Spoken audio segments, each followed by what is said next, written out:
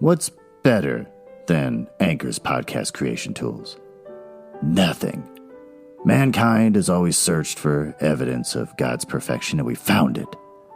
Anchor is the easiest way to make a podcast. Anchor gives you everything you need in one place for free, which you can use straight from your phone or computer. The creation tools allow you to record and edit your podcast so it sounds great. They'll distribute your podcast for you so it can be heard everywhere. Spotify, Apple Podcasts, Google Podcasts, and the lesser of the podcast platforms like Stitcher. You can easily make money from your podcast with no minimum listenership. I've made $5, and I've been doing this for 3 months. So, download the Anchor app or go to anchor.fm to get started.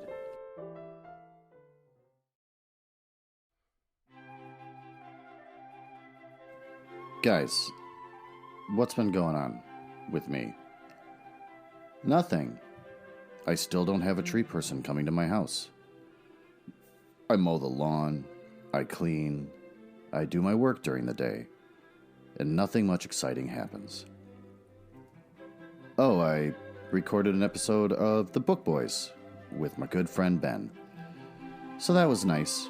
We're baby-stepping our way into trying to understand how to have a podcast together.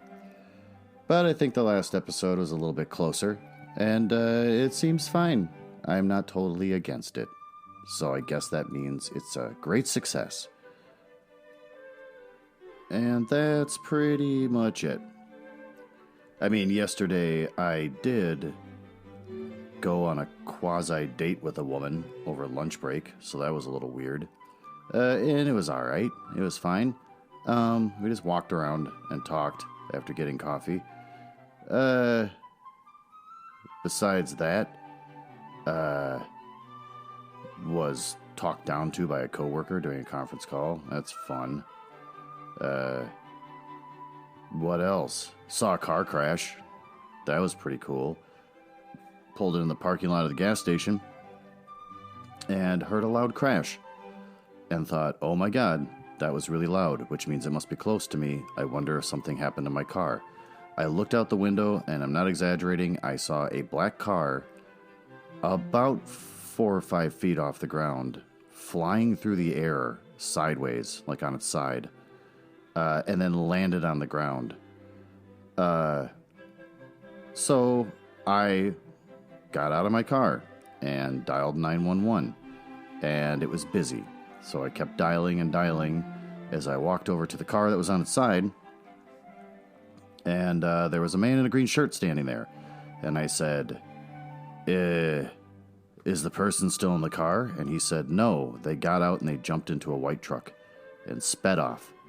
So that was crazy. Finally got a hold of 911. They said that all the people that had gathered around along the street to watch had called already, so they took down my name.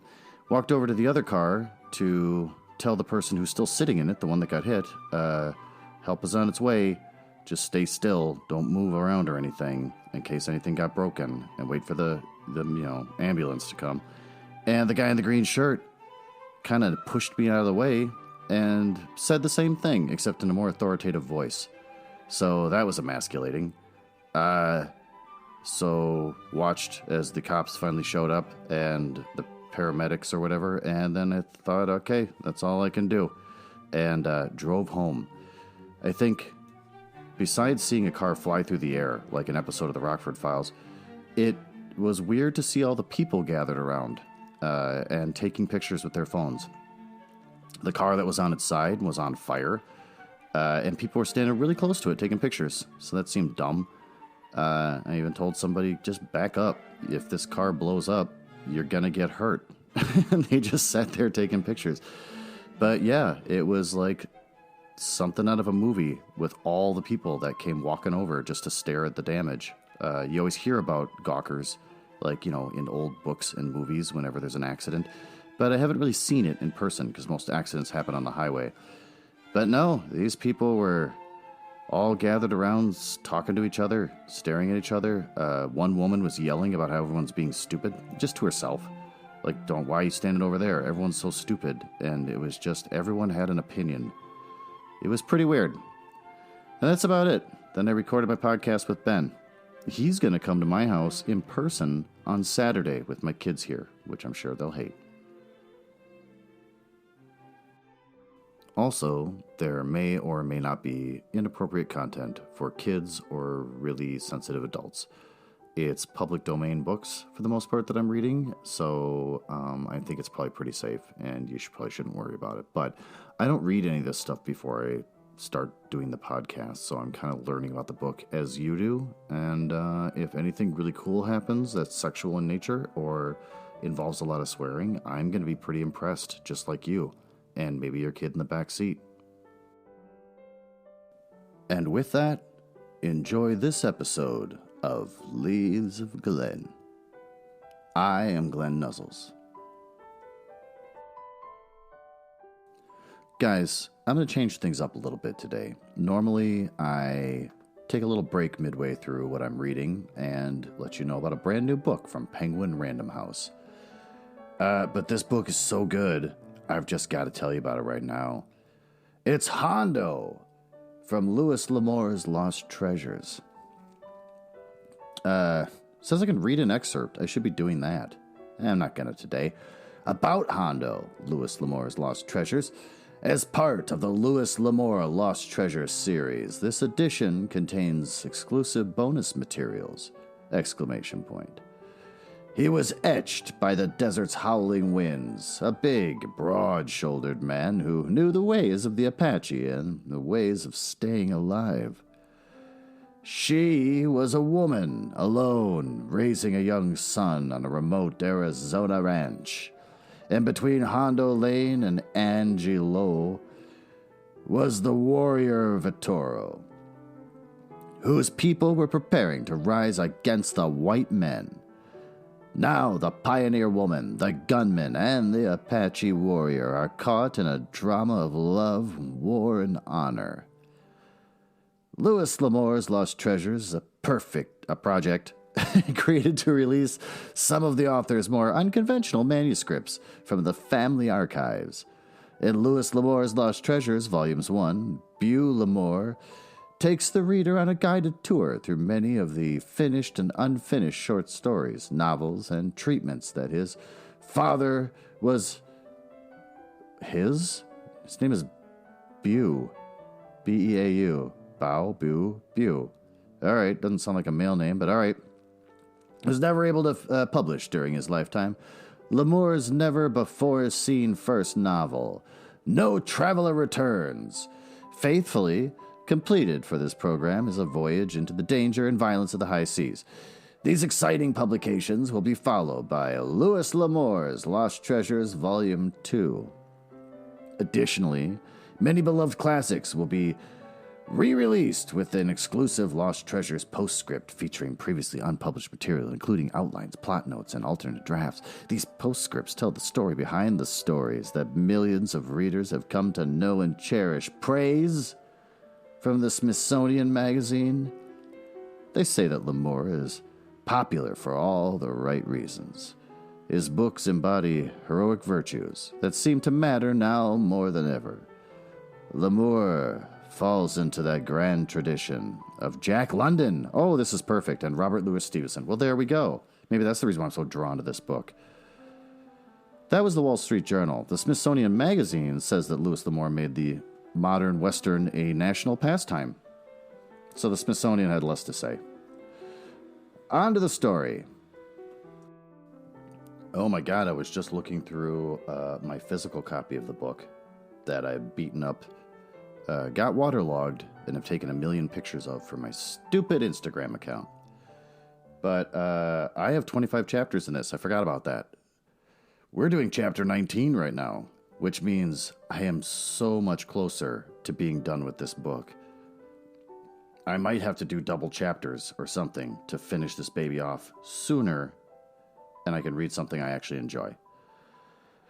But let's dive in to turning on the Kindle. Chapter 19, Transformation. You must make yourself over again, Ernest wrote to me. You must cease to be. You must become another woman. And not merely in the clothes you wear, but inside your skin, under your clothes. This guy's got a fetish.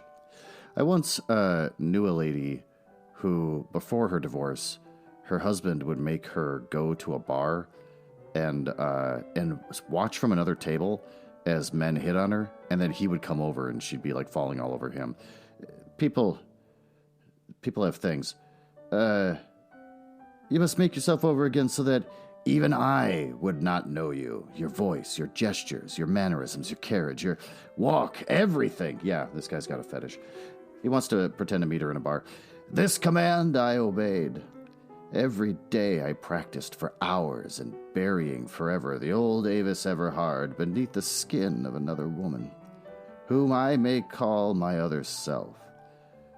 It was only by long practice that such results could be obtained. In the mere detail of voice intonation, I practiced almost perpetually till the voice of my new self became fixed, automatic. It was this automatic assumption of a role that was considered imperative. One must become so adept as to deceive oneself. None of this matters, because if the police come up and they have any reason to think that you're the person, they'll just arrest you. They don't care what your voice sounds like or how you're dressed. It was like learning a new language, say, the French.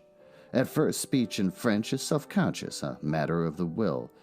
The student thinks in English and then transmutes into French, or reads in French but transmutes into English before he can understand. Then later, becoming firmly grounded, automatic, the student reads, writes, and thinks in French without any recourse to English at all. And so with our disguises, it was necessary for us to practice until our assumed roles became real. Until to be our original selves would require a watchful and strong exercise of will. Of course, at first, much was mere blundering experiment. We were creating a new art, and we had much to discover.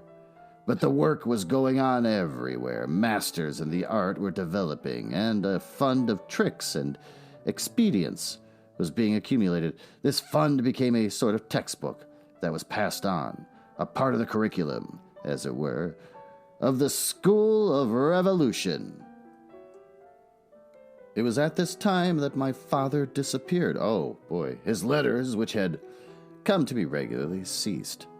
He no longer appeared at our Pell Street quarters. Our comrades sought him everywhere. Through our secret service, we ransacked every prison in the land. But he was lost as completely as if the earth had swallowed him up. And to this day, no clue. Again, CLEW. I don't know what to think of that. I don't even know why it bothers me. To this end has ever been discovered. I get it that people spelled words differently, but I thought this was during a time when, all right, let's move on. 6 lonely months I spent in the refuge. Her hole. They were not idle months. Our organization went on apace, and there were mountains of work always waiting to be done. Ernest and his fellow leaders from their prisons decided what should be done, and it remained for us on the outside to do it. There was the organization of the mouth-to-mouth propaganda, the organization with all of its ramifications of our spy system, the establishment of our secret printing presses, and the establishment of our underground railways. Oh, really? Which meant the knitting together of all of our myriads of places of refuge. Oh. I thought like physically like boring holes in the ground and the formation of new refuges where links were missing in the chains we ran all over the land. So I say, the work was never done. At the end of 6 months, my loneliness was broken by the arrival of 2 comrades. They were young girls, brave souls and passionate lovers of liberty. Laura Peterson, oh, a normal name, who disappeared in 1922, and Kate Bierce, who later married Dubois, and who is still with us with eyes lifted to tomorrow's sun that heralds in the new age. The 2 girls arrived in a flurry of excitement, danger, and sudden death. In the crew of the fishing boat that conveyed them across San Pablo Bay was a spy, a creature of the Iron Heel. He had successfully masqueraded as a revolutionist and penetrated deep into the secrets of our organization. Without a doubt, he was on my trail. For we had long since learned that my disappearance had been cause of deep concern to the Secret Service of the oligarchy. Luckily, as the outcome proved, he had not divulged his discoveries to anyone. He had evidently delayed reporting, preferring to wait until he had brought things to a successful conclusion by discovering my hiding place and capturing me. His information died with him, under some pretext after the girls had landed at Petaluma Creek and taken to the horses. He managed to get away from the boat. Partway up Sonoma Mountain, John Carlson let the girls go on, leading his horse, while he went back on foot. His suspicions had been aroused. He captured the spy, and as to what had happened, Carlson gave us fair idea. "I fixed him," was Carlson's unimaginative way of describing the affair. "I fixed him," he repeated, while a somber light burned in his eyes, and his huge, toil-distorted hands opened and closed eloquently. "He made no noise. I hit him, and tonight I'll go back and bury him deep." During that period, I used to marvel at my own metamorphosis.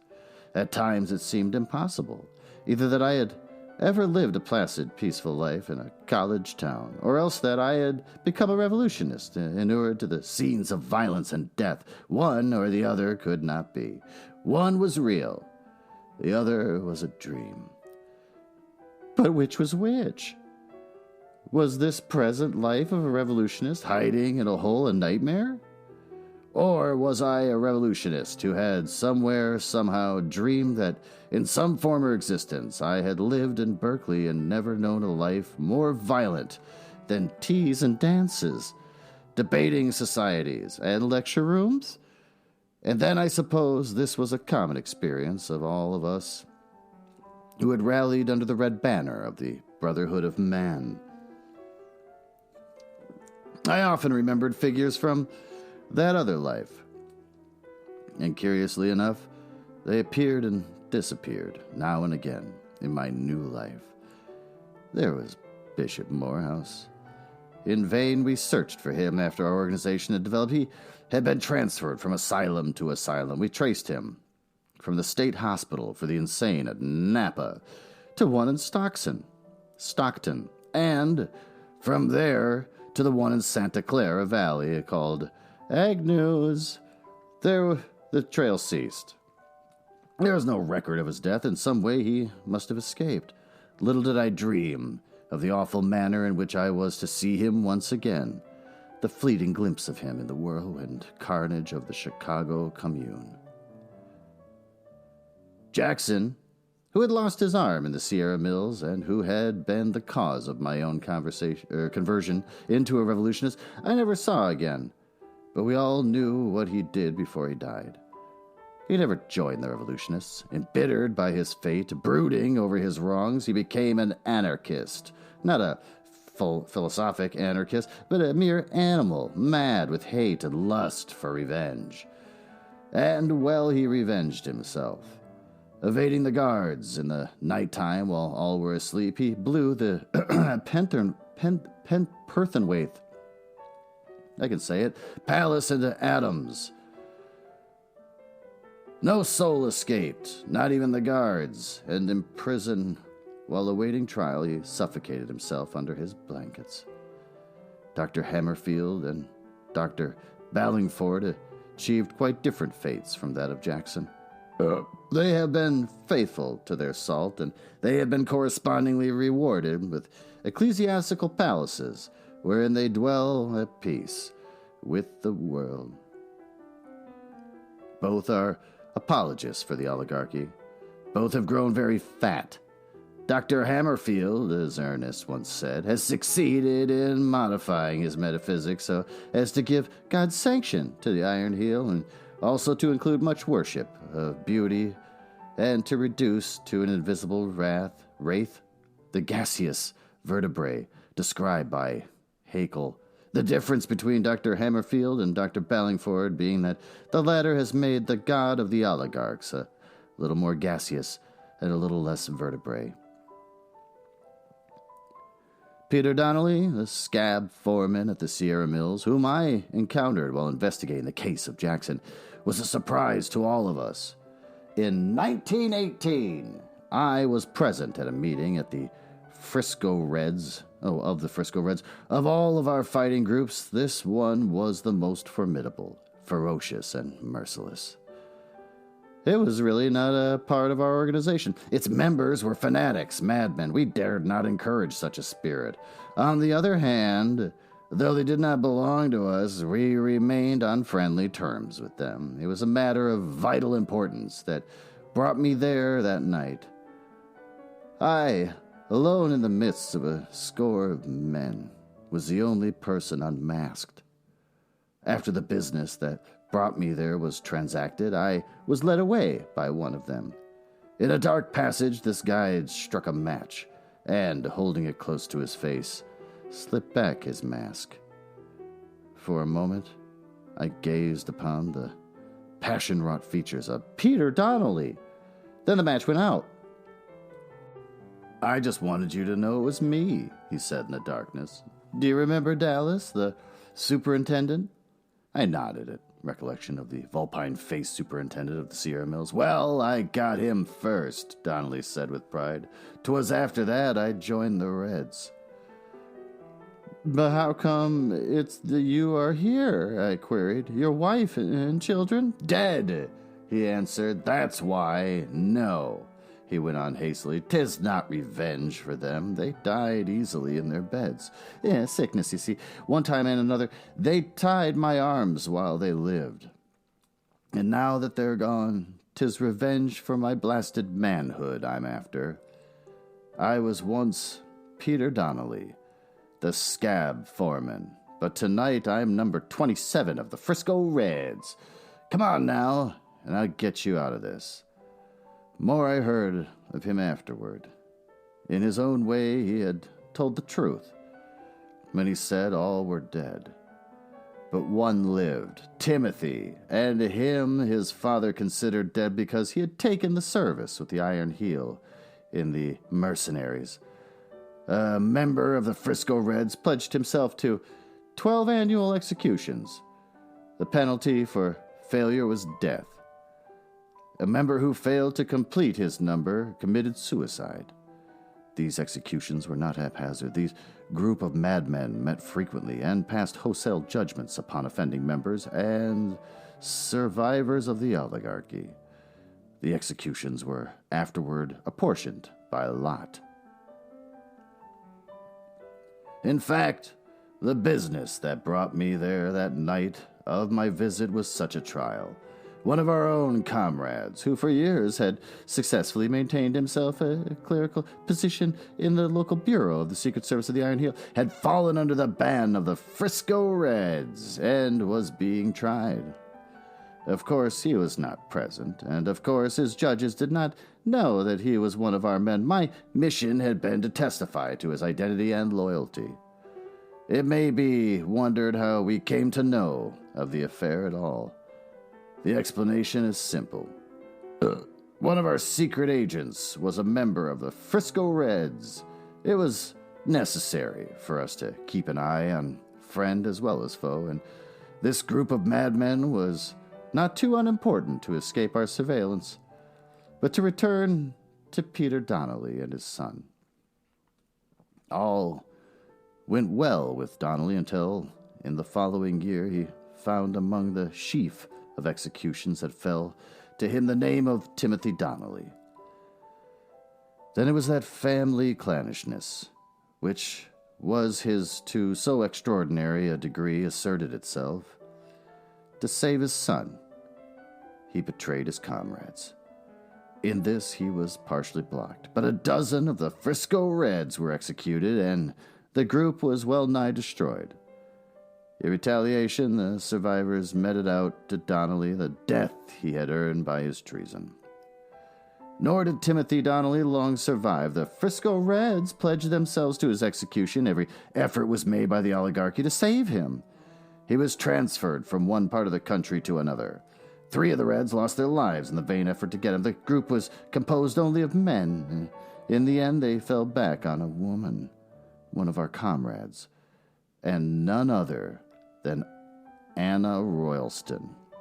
Our inner circle forbade her, but she had ever a will of her own and disdained discipline. Furthermore, she was a genius and lovable, and we could never discipline her anyway. She is in a class by herself and not amenable to the ordinary standards of the revolutionists. Despite her refusal to grant permission to do the deed, she went on with it. Now Anna Royalston was a fascinating woman. All she had to do was to beckon a man to her. She broke the hearts of scores of our younger comrades and scores of others she captured, and by their heartstrings led into our organization. Yet she steadfastly refused to marry. She dearly loved children, but she held that a child of her own would claim her from the cause, and that it was the cause to which her life was devoted. It was an easy task for Anna Royalston to win Timothy Donnelly. Her conscience did not trouble her, for at that very time occurred the Nashville Massacre, when the mercenaries, Donnelly in command, literally murdered 800 weavers of that city. But she did not kill Donnelly. She turned him over, a prisoner, to the Frisco Reds. This happened only last year, and now she has been renamed. The revolutionists everywhere are calling her Red Virgin. Colonel Ingram and Colonel Van Gilbert are 2 more familiar figures that I was later to encounter. Colonel Ingram rose high in the oligarchy and became minister to Germany. He was cordially destined by the proletariat of both countries. It was in Berlin that I met him, where, as an accredited international spy of the Iron Hill, I was received by him and afforded such assistance. Incidentally, I may state that in my dual role I managed a few important things for the revolution. Colonel Van Gilbert became known as Snarling Van Gilbert. His important part was played in drafting the new code after the Chicago Commune. But before that, as trial judge, he had earned sentence of death by his fiendish malignancy. I was one of those that tried him and passed sentence upon him. Anna Royalston carried out the execution. Still another figure arises out of the old life, Jackson's lawyer. Aw. Least of all, I would have expected again to meet this man, Joseph Hurd. It was a strange meeting. Late at night, 2 years after the Chicago Commune, Ernest and I arrived together at the Benton Harbor Refuge. This was in Michigan, across the lake from Chicago. We arrived just at the conclusion of the trial of a spy. Sentence of death had been passed, and he was being led away. Such was the scene as we came upon it. The next moment, the wretched man had wrenched free from his captors and flung himself at my feet, his arms clutching me about the knees in a vice-like grip as he prayed in frenzy for mercy. As he turned his agonized face up to me, I recognized him as Joseph Hurd. Of all the terrible things I witnessed, never have I been so unnerved as by this frantic creature's pleading for life. He was mad for life. It was pitiable. He refused to let go of me despite the hands of a dozen comrades, and when at last he was dragged shrieking away, I sank down fainting upon the floor. It is far easier to see brave men die than to hear a coward beg for his life. Well, there you have it. Finished up chapter 19. We are only 5 chapters out of this hell. What did we learn today? We learned that Avis has to act like a different woman in how she dresses and how she talks and everything, because Ernest is some sort of weird pervy person. Avis recaps on all the people from previous chapters that we've learned about, I guess to sort of give them some sort of purpose to the story. But unsurprisingly, they all suck. They all sold out to the oligarchy. And most of them are spies for some reason. Even Jackson's old whiny lawyer, Joseph Turd, gets put on trial for spying, I believe, and is dragged out as a coward. So that character has no depth beyond whining a lot and being a coward. Some woman named Anna Royalston is basically a psychopath. She got involved with the Frisco Reds, which sounds like a sports team, and just starts executing people, and apparently loves it. She's the Red Virgin, whatever that's supposed to mean. And no one likes the Frisco Reds. They're an animalistic anarchist group. But the socialists buddy up with them, because Ernest isn't above selling out his principles when he's sitting in prison all bored. So there you have it. Chapter 19, The Transformation. So close to being done.